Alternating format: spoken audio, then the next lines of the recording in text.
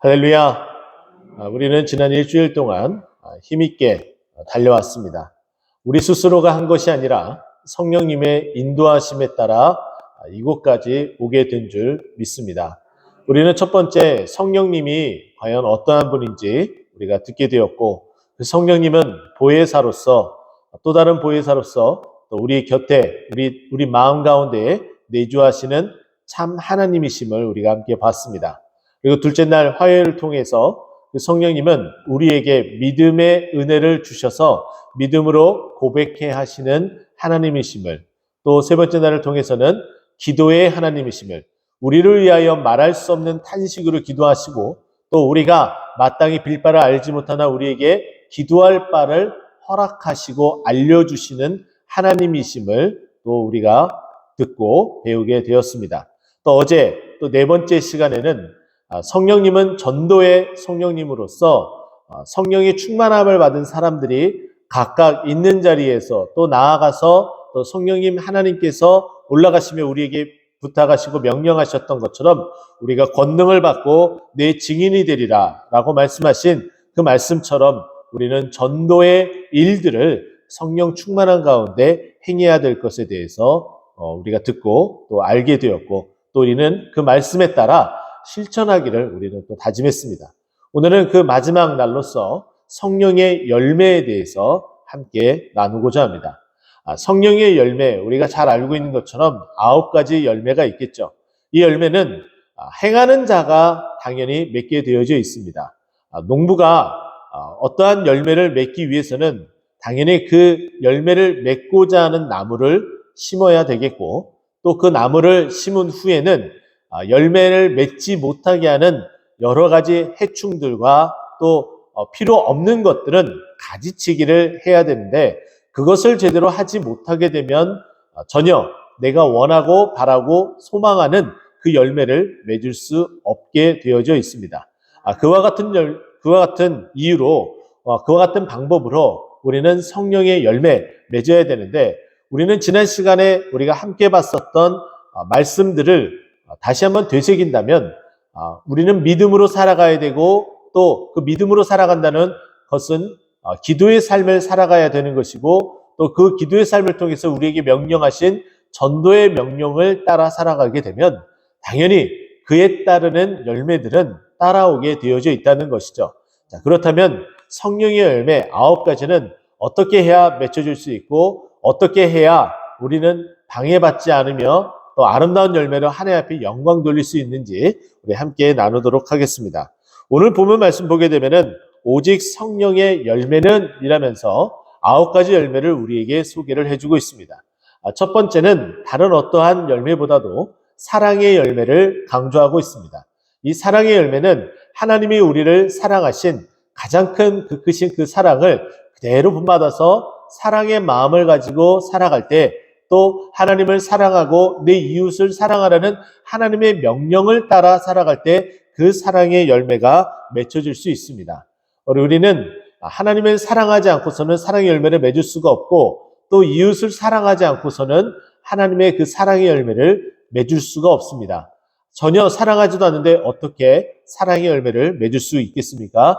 더욱더 하나님을 사랑하고 이웃을 사랑함으로 사랑의 열매가 가득 맺혀지는 우리 모두가 되기를 간절히 축원드립니다.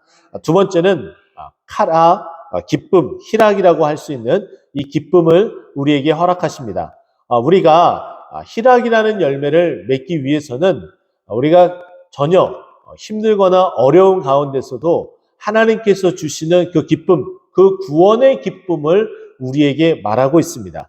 우리는 인생을 살면서 힘들고 어려운 일들이 늘 우리를 쫓아오곤 합니다. 하지만은 그런 힘듦과 어려운 가운데서도 무너지지 않고 쓰러지지 않는 것은 우리는 그 어떤 것보다도 우리를 구원하신 하나님의 그 구원의 그 은혜가 우리를 붙잡아 이끌어 가시기 때문에 쓰러질지언정 완전히 거꾸러지고 넘어지지 아니하고 다시금 예수 그리스도의 그 믿음으로 일어나서 그 구원하심을 받고 인도하심을 받기 때문에 그렇습니다.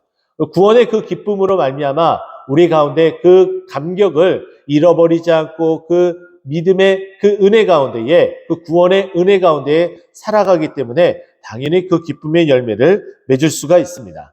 그래서 이 구원의 그 기쁨을 항상 되새김질하며 그 구원의 기쁨의 감격으로 살아가길 간절히 소망합니다. 세 번째는 화평인데요. 이 화평은 헬라어로는 에이레네, 그리고 히브리어로는 샬롬이라고 이야기를 합니다. 늘 우리가 평안을 이야기하고 늘 우리가 평안하기를 간구하는 것을 말하고 있습니다. 이 평안은 세상에 줄 수 없는 하나님께서 주시는 평안을 말합니다. 예수님이 부활하시고 승천하신 후에 마가의 다락방에 모여 있었던 제자들은 자신들을 해하려고 하는, 또 자신들을 밀고 해서 그 믿음 가운데 살아가지 못하게 하기 위해서 마가의 다락방에 모인 제자들은 그 문을 다 꽁꽁 걸어 잠그고 자신들만이 모여있는 공간에서 있었습니다. 바로 그때에 부활하신 예수님께서는 시공간을 초월하셔서 그들에게, 그 불안에 떨고 있는 자들에게 찾아가셔서 뭐라고 말씀하시냐면은 너희에게 평강이 있을지어다. 여기서 평강은 에이레네, 화평을 이야기하겠죠. 하나님께서 그 두렵고 떨리는 그 마음 가운데에 평안함을 허락해 주신다는 거죠.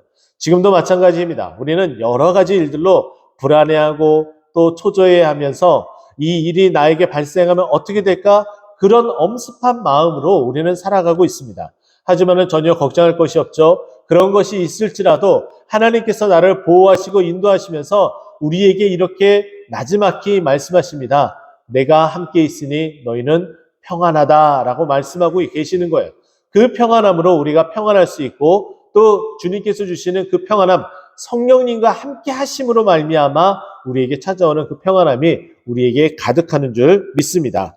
또 그 다음은 오래 참음인데요. 이것은 계속해서 함께, 주님과 함께 기다리며 또 기다리는 것을 말하고 있습니다. 이것을 다른 말로 표현하면 인내라고 얘기를 하겠죠.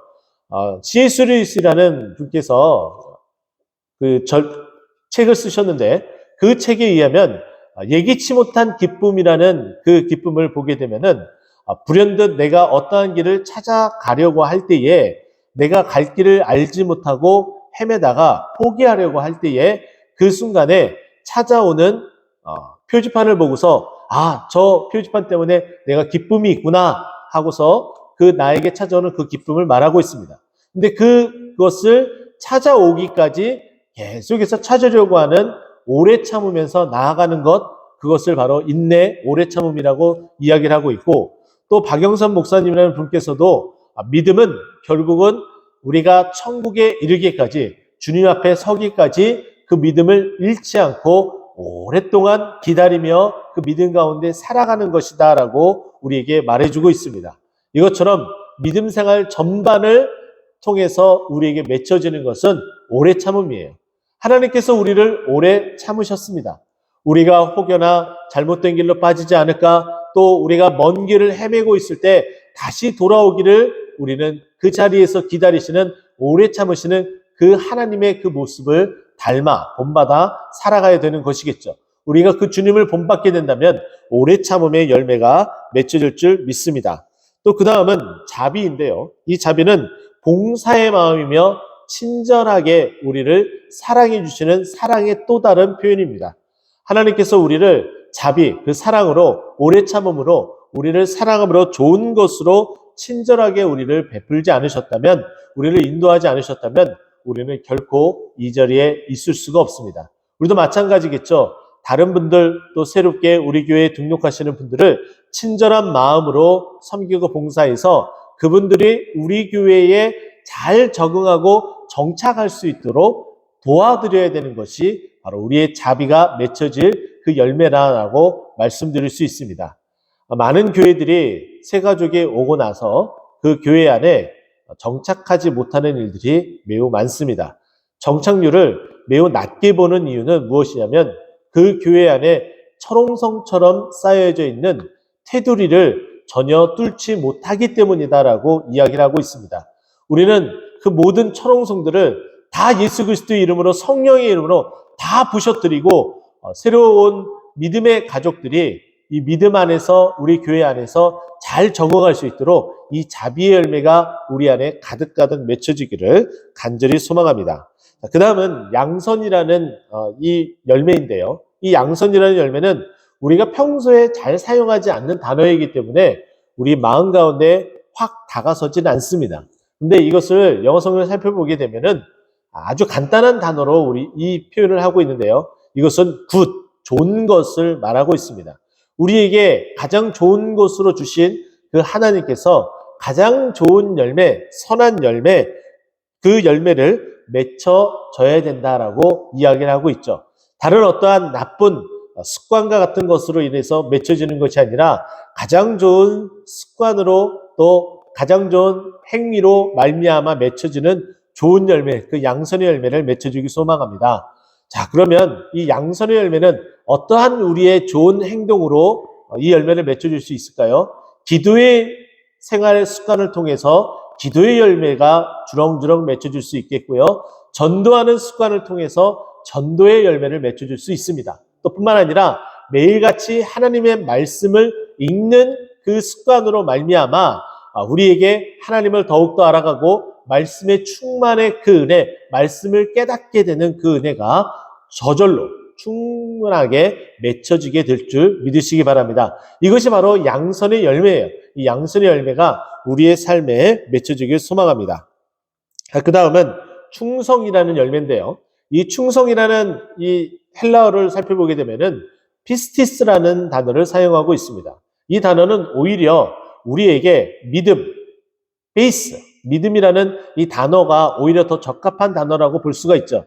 그러면 이 충성이라는 단어를 이렇게 해석하면 정확하리라고 저는 봅니다. 이것은 뭐냐면은 믿음으로 따라 살아가는 것, 믿음으로 그 대상자를 따라가는 것을 말하고 있습니다. 이것은 군대 용어라고 볼 수가 있는데 우리가 살아갈 때에 우리의 군대이신 예수 그리스도의 그 지휘관, 예수 그리스도의 그 지휘관이신 그분만을 믿고서 그분이 명령하는 그 모든 것을 그대로 이행하며 따라가는 것이 바로 충성이라 말씀하고 있겠죠. 그것처럼 우리는 이 믿음의 열매를 맺혀줘야 되는데 우리 하나님께서 이 성경 말씀을 통해서 우리에게 딱 두 가지를 말하고 있습니다. 한 가지는 무엇이냐면은 하라는 것이고 또 다른 한 가지는 하지 말라는 것이에요. 그러면 때로는 우리는 하지 말라는 것이 나에게 매우 이롭게 보여지고 느껴질 때가 있습니다.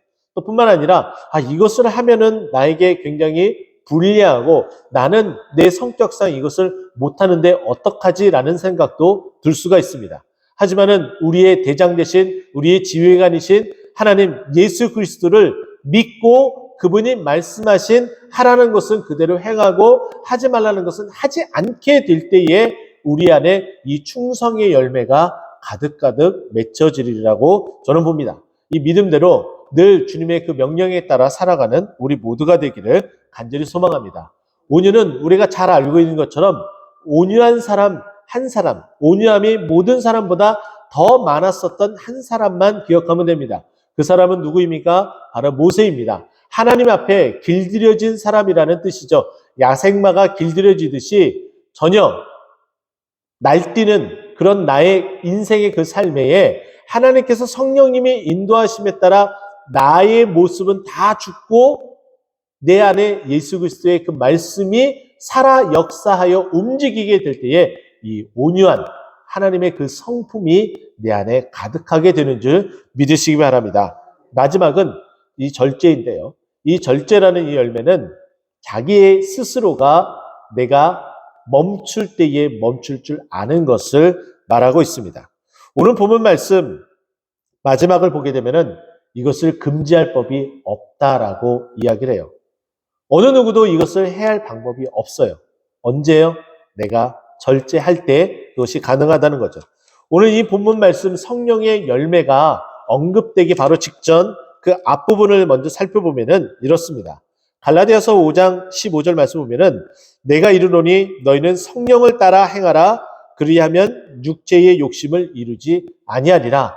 늘 끊임없이 육체와 싸우는 우리 안에 성령의 그 싸움이 있게 되는데 육체를 따라 살아가지 않을 때에 또 성령을 따라 행할 때에 우리는 성령의 열매를 맺을 수가 있습니다. 그래서 17절 말씀 보게 되면 육체의 소욕은 성령을 거스르고 성령은 육체를 거스른다라고 이야기해요. 늘 싸우면서 아웅다웅 하는데 우리가 육체의 욕심을 자꾸 이루려고 이 육체가 올라쓰게 되면은 성령은 내 안에서 역사할 수가 없습니다. 그러나 반대로 이 육체의 욕심을 자꾸 절제하면서 누그러뜨리고 없애고 그리고 성령으로 살아가려고 노력하고 성령으로 행할 때에 성령의 열매를 맺을 수 있다라고 이야기를 하죠.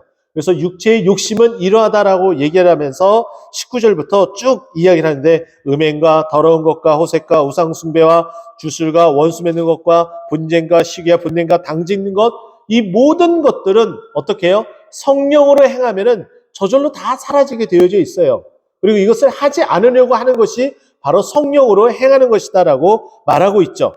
그러면서 하나님의 말씀으로 성령으로 행하게 되면 하나님 나라의 유업을 받게 되고 오히려 육체를 따라 이 더러운 것부터 모든 것을 살아가게 되면 하나님의 나라의 유업을 받을 수 없다라고 이야기를 합니다. 그러면서 우리는 절제에 대한 이 부분을 마지막에 우리가 읽진 않았지만 24절 말씀 보면은 절제가 무엇인지 우리에게 소개를 해줍니다. 그리스도 예수의 사람들은, 우리는 예수를 믿는 사람들이기 때문에 예수의 사람들이라고 얘기하겠죠. 근데 그 사람들은 육체와 함께 그 정욕과 탐심을 십자가에 못 박았느니라. 십자가에 못 박아서 사망 선고를 내릴 때에 그것이 바로 절제라는 거예요. 십자가와 함께 그 육체의 욕심과 탐심을 완전히 못 박아서 죽이는 거예요.